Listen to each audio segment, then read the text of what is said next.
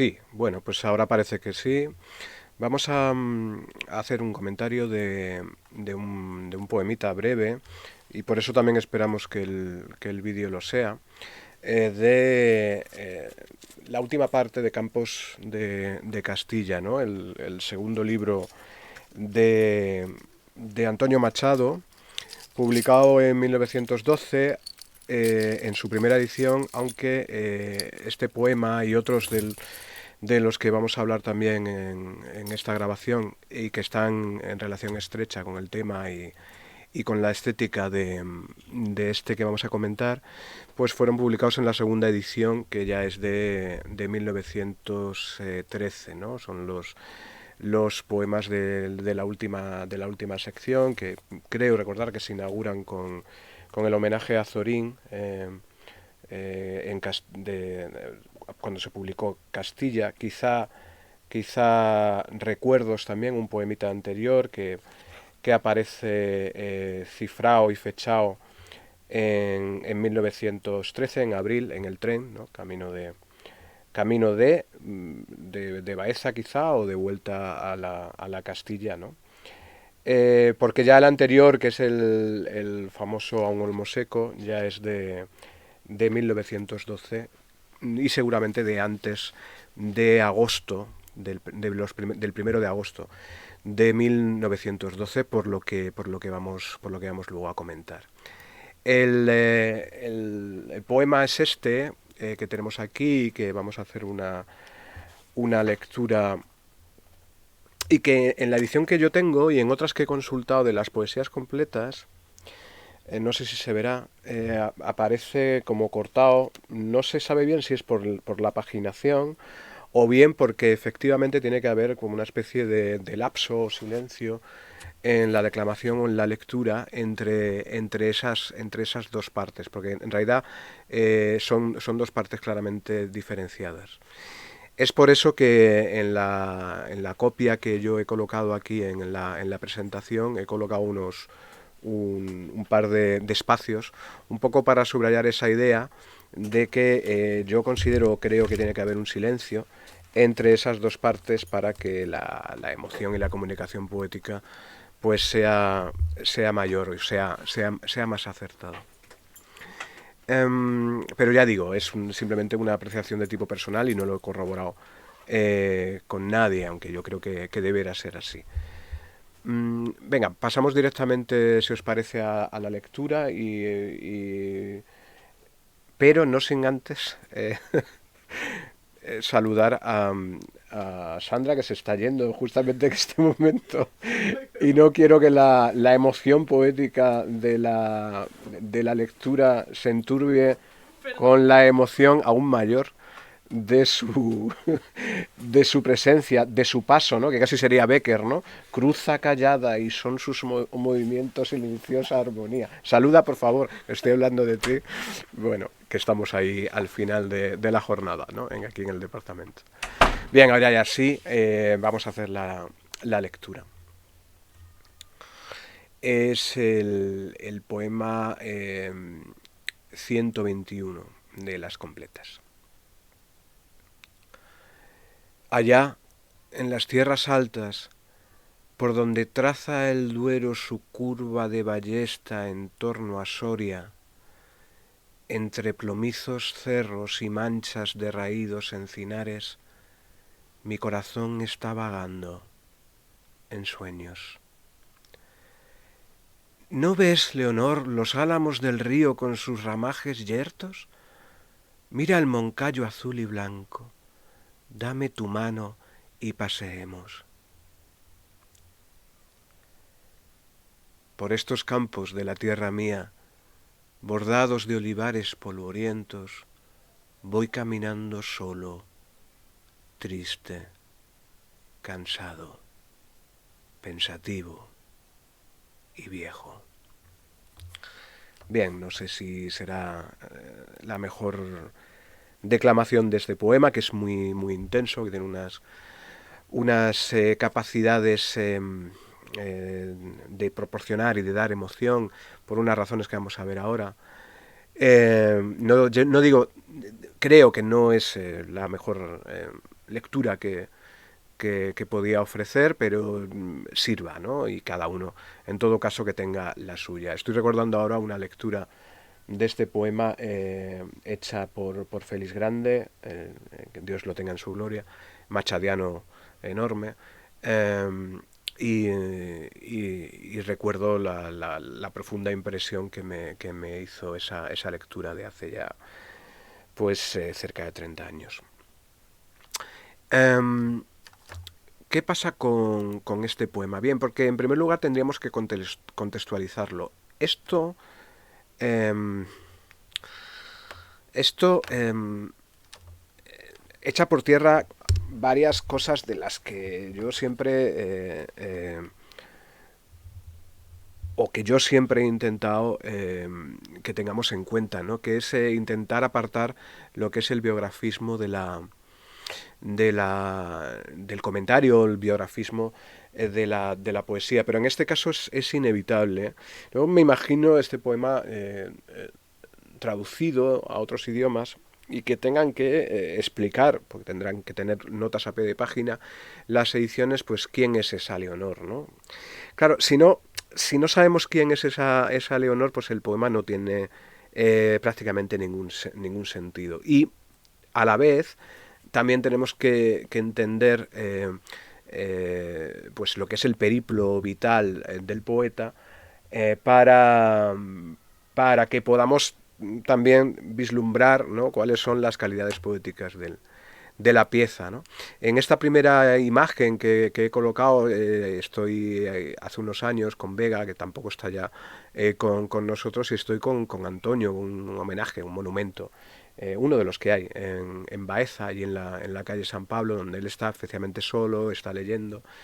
En, porque Antonio vivió en Baeza, o al menos dio clases en Baeza, desde finales de 1912 hasta, si no me equivoco, 1919, que pudo cubrir la cátedra de enseñanza media en Segovia, ¿no? La de gramática francesa, la de francés. Pero este poema evidentemente está escrito en Baeza y desde Baeza, y mirando hacia el norte, hacia esas tierras altas, que obviamente son las de Soria, donde dejó muy poquito antes de trasladarse a Baeza, dejó el cuerpo de su mujer, de Leonor, que muere con 18 años, si no me equivoco, el 1 de agosto de 1912, allí en el Espino, en el cementerio que está,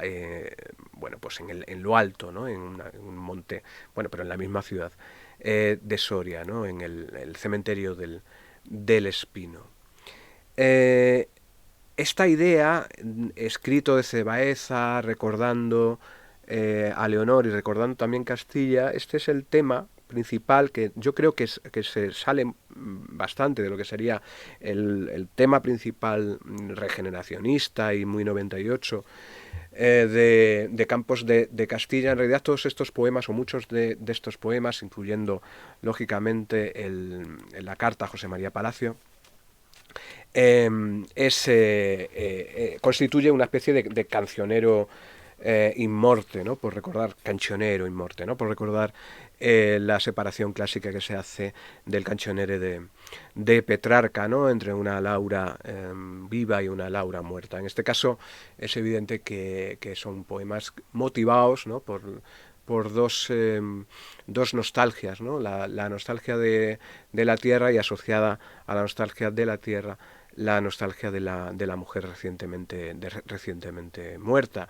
Y por eso se repiten ideas y sintagmas y estilemas en muchos de los poemas de esta sección última de Campos de Castilla. En el caso de la carta a José María Palacio, que fue el encargado de cuidar de la tumba, llevarle flores, etcétera, es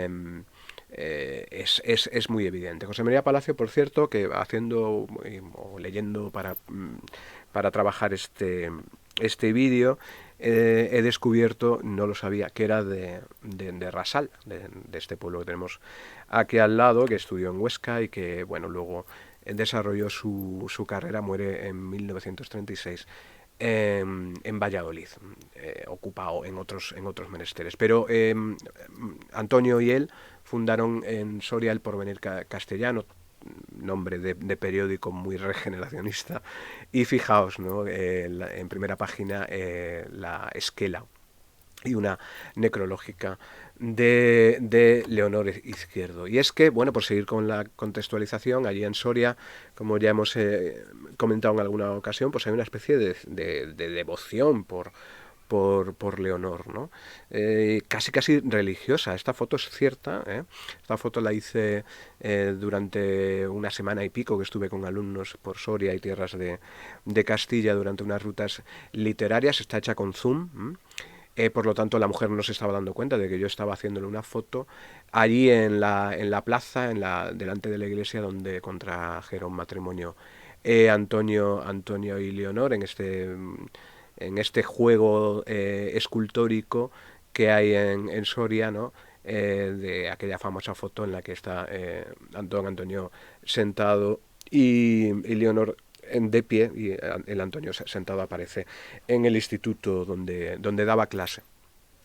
Y ahí y la mujer de verdad que estaba rezándole a Leonor como si de una virgen o de una santa se tratara. Y bueno, ya por razones seguramente de tipo turístico, pero cuando entras en el cementerio del Espino, igual que sucede con el Lachés, ¿no? Con el cementerio este donde están enterrados tantos famosos, ¿no? Oscar Wilde, Jim Morrison, etcétera. En París, pues hay como indicaciones, ¿no? De hacia dónde, ¿no? Tienes que dirigirte para visitar la tumba de Leonor. En el caso del cementerio del Espino es muy fácil, ¿no? Es en dos curvas ya estás, ¿no? Por eso digo que hay como una especie de devoción en la propia Soria, ¿no?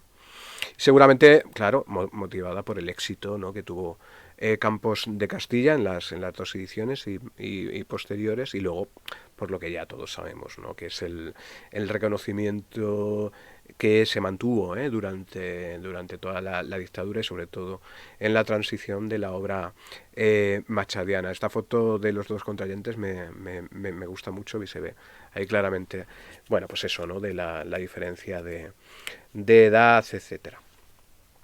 El poema tiene muchísimas virtudes, evidentemente, claro, confusión entre asunto y tema es claro, ¿no? Quiero decir, evidentemente si no conocemos el trasfondo biográfico, tanto el traslado en 1912 a Baeza como la muerte de Leonor, es difícil que se pueda producir lo que es la comunicación poética, ¿no? Ya decíamos en este momento. Por lo tanto, aquí, claro, asunto o argumento y tema creo que se confunden bastante bien, ¿no? Hay, claro, una ficcionalización, eso es evidente, ¿no? Entonces, en el argumento, la ficcionalización estaría en esa idea de la ensoñación o de ese momento de creer el yo poético mientras está paseando por los olivares jienenses, en soñar que está otra vez en Castilla y que está paseando con su mujer muerta, ¿no? Por eso dice que está vagando su corazón en sueños allá, en las tierras altas, ¿no? Bien, podemos creernos esto o no creérnoslo, ¿no? Pero desde luego esa ficcionalización tiene, obviamente, o estas imágenes que nos crea esa ensoñación o que creamos que esa ensoñación existió, pues obviamente es lo que nos produce la conmoción de tipo poético, sobre todo si somos capaces de compartir este tipo de amor tampoco contemporáneo, tampoco moderno, tampoco posmoderno, que sería ese amor de tipo unamuniano, ¿no? Que para nada tiene que ver con los escarceos eróticos de la contemporaneidad, ¿no? Y por eso seguramente esté tan lejano, ¿no? a las sensibilidades modernas. Y claro, visto así, si eso sería el argumento, pues el tema pues es eso, ¿no? Y luego lo vamos a subrayar, ¿no? Es la sensación de absoluta desesperación y la nostalgia, ¿no? Por el recuerdo del ser amado que ya no está, ¿no? Esa es la idea, obviamente. Bien, también en lo formal y claro, lógicamente el poeta tiene que cifrar, digamos, sus sentimientos en la convención y en la formalidad, pues también tiene el texto todas sus bondades, ¿no? Es un poema alirado. Alirado significaría que es una combinación de versos de 11 y de 7 sílabas, como la lira introducida o afamada en castellano por La Flor de Nido de Garcilaso y con una salvedad que lo populariza o lo hace más popular, que es que su rima es femenina, su rima es en los pares y asonante en EO, ¿no? EO es durante toda la composición el sonido que se va repitiendo, lo cual hace que el poema sea muy ligero y que esté también trabado rítmicamente más por los encabalgamientos y la ausencia de encabalgamientos y el juego de la fluencia por un lado y los silencios por otro, que por lo estricto que exigiría pues una fórmula asonatada o cualquier otra cosa. Lo que quiero decir es que es un poema, por un lado, muy popular, popular incluso en el sentido de que su registro léxico es perfectamente comprensible por cualquiera, ¿no? O prácticamente por cualquiera, incluso a veces hay como una especie de coloquialismo enorme en la sucesión, por ejemplo, de adjetivos seleccionados, lo cual hace que sea muy popular y que la comunicación sea su principal exigencia, más allá del conocimiento, si queremos usar esta antigua dicotomía entre qué debe ser la poesía, si conocimiento o comunicación. Es un poema muy comunicativo, ¿no? Y de ahí su éxito, ¿no? Aunque creo que no es de los más citados de, de, de Machado. Sí que es verdad que una vez que lo has leído y estudiado se te queda, ¿no?, en la memoria, ¿no?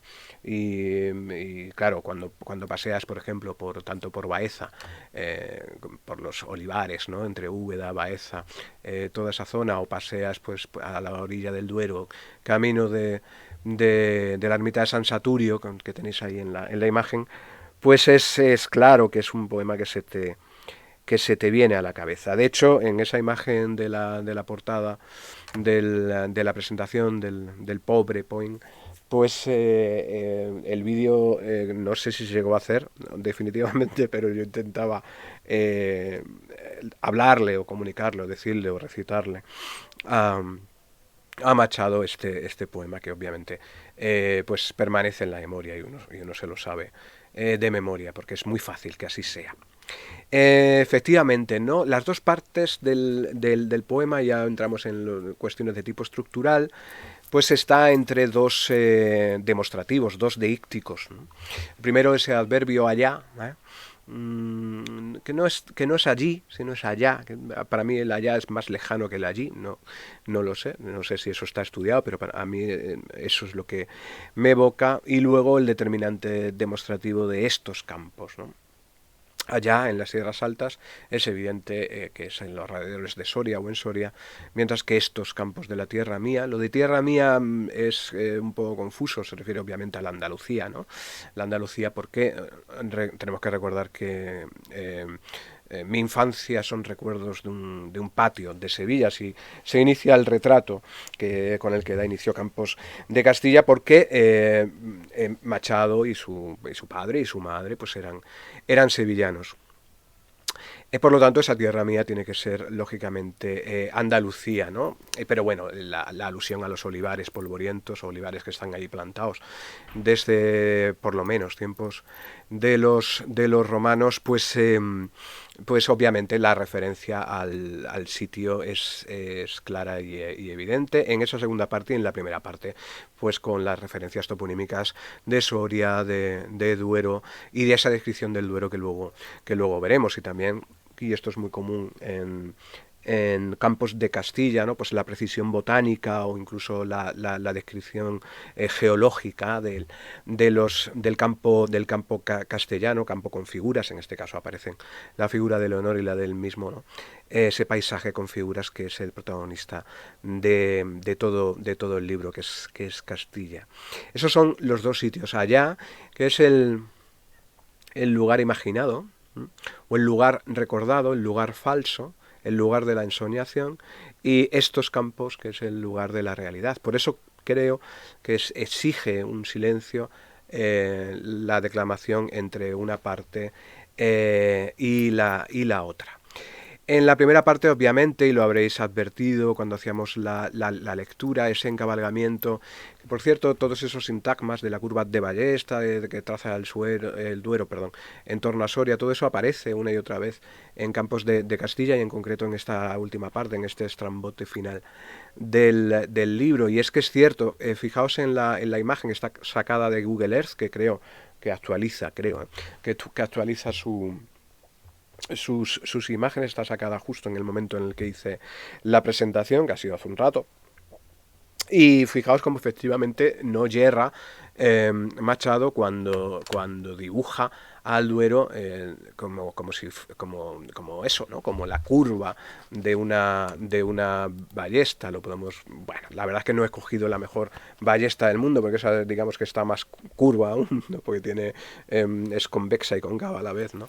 Pero bueno, yo creo que se ve perfectamente, ¿no? El trazado, ¿no? del Duero en torno a Soria. Por cierto, aquí aparecía en el Google Earth la ermita de San Saturio, no es porque la quisiera buscar, y aquí está el puente que cruza el Duero y que está justamente al lado del convento hospital, bueno, convento sí, del convento hospitalario San Juan de Duero, tan espectacular, ¿no? La ciudad.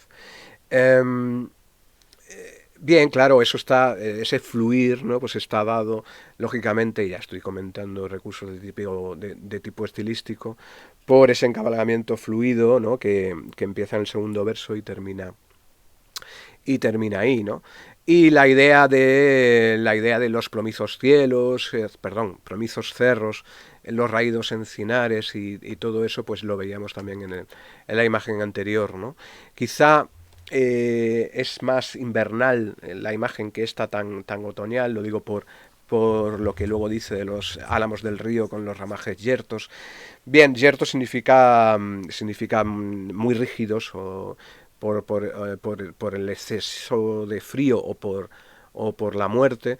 Bueno, sí que se podría cifrar que la imagen es de tipo otoñal o en todo caso de tipo invernal, pero fijaos cómo, y esto es una búsqueda en Google Imágenes directa, como efectivamente los cerros son plomizos, ¿no? Tienen ese colorido de plomo en un primer momento. Luego ya veremos que los adjetivos tienen otras connotaciones también de tipo anímico, ¿no? Y evidentemente también hay raídos encinares pues que eh, que han perdido, ¿no? Ay, ¿cómo explicar esto, ¿no? Sí, que no son esbeltos, sino tienen un ramaje copioso, ¿no? Sino que están efectivamente enraídos, agostados ya por el tiempo, ¿no? Efectivamente, yo creo que en la imagen se aprecia perfectamente, como después el olivo polvoriento de, de Jaén, ¿no? De la provincia, ¿no? Es eso precisamente lo que creo que va generando ya emoción, ¿no? Esa idea de tristeza se está dando ya en la parte feliz, vamos a decirlo así, que sería la parte de la ensoñación, en la parte feliz del poema, porque fijaos en la adjetivación, ¿no? En casi los epítetos, ¿no? Los cerros son plomizos, los encinares son raídos, los ramajes son yertos, casi que asmáticamente al final, ¿no? Y los tres, evidentemente, los tres adjetivos son adjetivos que connotan una extremada tristeza, ¿no? El yerto sin vida, raído es viejo y, con muy poco lustre ya, y plomizo lo usamos incluso cuando hacemos descripciones de comportamiento, de personalidad, ¿no? de, de alguna persona, ¿no? Se dice de alguien pues que es un poco plomizo, un poco bajonero, ¿no? Esta es la idea, evidentemente, ya en la primera parte, la sensación de tristeza que he querido colocar ejemplificada ahí con esa imagen, ¿no? La idea de tristeza está presente, ¿no? Incluso en esta primera imagen de la primera parte, en la parte, digamos, ensoñada, hay también se puede dividir también en dos partes, porque es verdad que, que después de los puntos suspensivos, en sueños, también tendremos que hacer, y yo lo hago siempre, una especie de parón en la lectura o en la declamación, y lo que viene después es una conversación frustrada entre el alma que vaga, ¿no? Ensoñando por los campos de Soria otra vez desde la lejanía de Baeza con esa Leonor, ¿no? En ese recuerdo. Por eso el estilo directo y el vocativo, ¿no? No ves, Leonor, ¿no? Etcétera, ¿no? Los álamos del río son ramajes yertos, también están cabalgados porque seguimos en el río, etcétera. Y luego, claro está, es imperativo, mira el Moncayo azul y blanco. Fijaos la precisión, ¿no? Y la sencillez de decir el Moncayo azul y blanco, porque es que es así. Es que el Moncayo de Soria, pero también desde la zona de Tarazona, etcétera, cuando lo observas y cuando lo miras es así, azul y blanco. De verdad que no he tenido que buscar Moncayo azul y blanco, simplemente Moncayo de Soria, y la primera imagen que me ha aparecido es esta, y efectivamente es así. No, es azul y blanco. Pero fijaos cómo ya se va concentrando la emoción en esta parte que está escrita en estilo directo, cuando la parte final dice, antes del silencio, mira el Moncayo azul y blanco, dame tu mano, también encabalgado, dame tu mano, como dibujando esa idea de echar hacia atrás, ¿no? Dame tu mano, de echar hacia atrás la mano, como quiero imaginarme que también lo hacía Orfeo, y por eso he colocado ese cuadro ahí, Orfeo hacia Eurídice, dame tu mano, pero no va a tener respuesta. Nadie va a coger esa mano. Ya nadie va a coger esa mano y va a pasear con don Antonio, con el alma de don Antonio allí en Castilla. Y ya hasta ahí el texto ya tendría una concentración emotiva enorme, ¿no? Y yo ahora incluso estoy emocionado mientras hablo de esto, ¿no? Pero luego tiene la segunda parte, ¿no?